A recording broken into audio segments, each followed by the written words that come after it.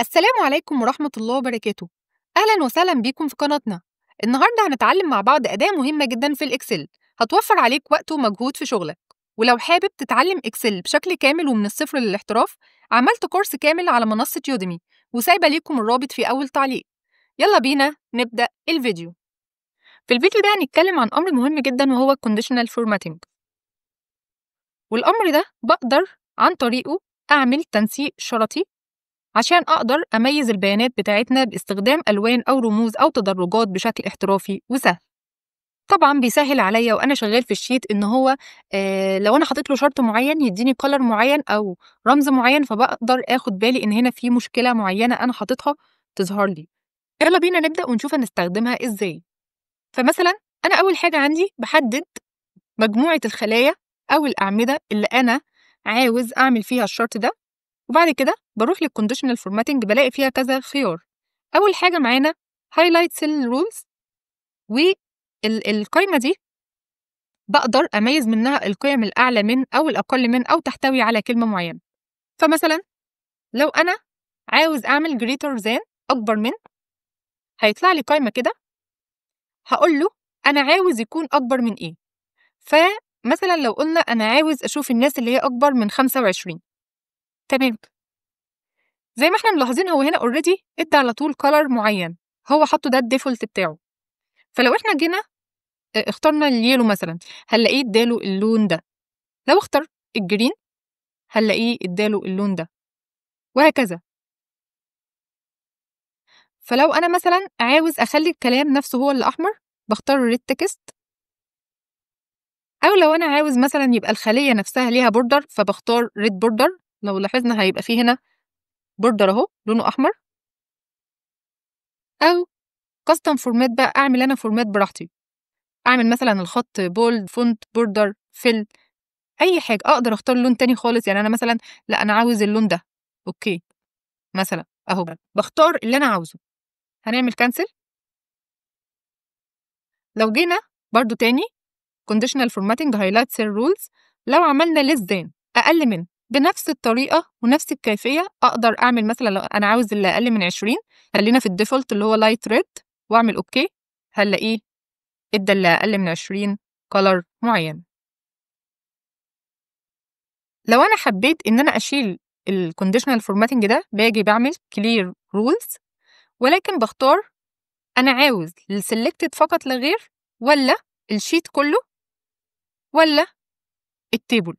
فاحنا هنا مثلا انا عايز الانتاير شيت على بعضه، فخلاص بلاقيه شال الكونديشنال فورماتنج. لو حددنا تاني الكولوم ورحنا الكونديشنال فورماتنج وهايلايت سيل رولز بتوين، هحدد له انا عاوز ما بين A و A. فمثلا انا عاوز ما بين ال 25 مثلا وال 50،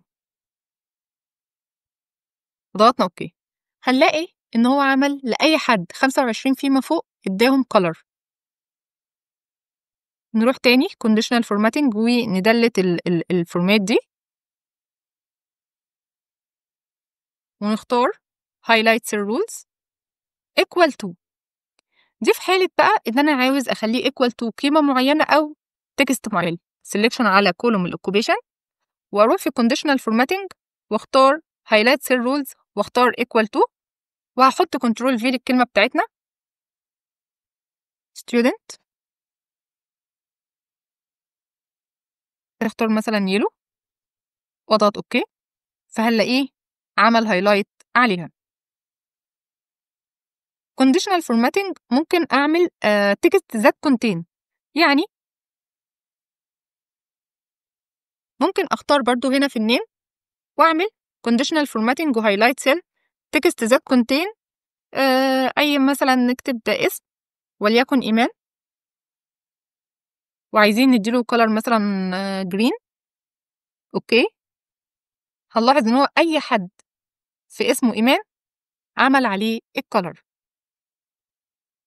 بعد كده لو عملنا selection على column الإدج ورحنا من conditional formatting وعملنا top bottom rules، دي بيديني مثلا أعلى 10 items أو أعلى 10% برضو أو أقل 10% أو أقل 10 items والabove average وbelow average. أنا باختار أنا عاوز إيه. فمثلًا إحنا هنا عايزين نعرف أكبر 10. مين أكبر 10 عندنا في الsheet هنا؟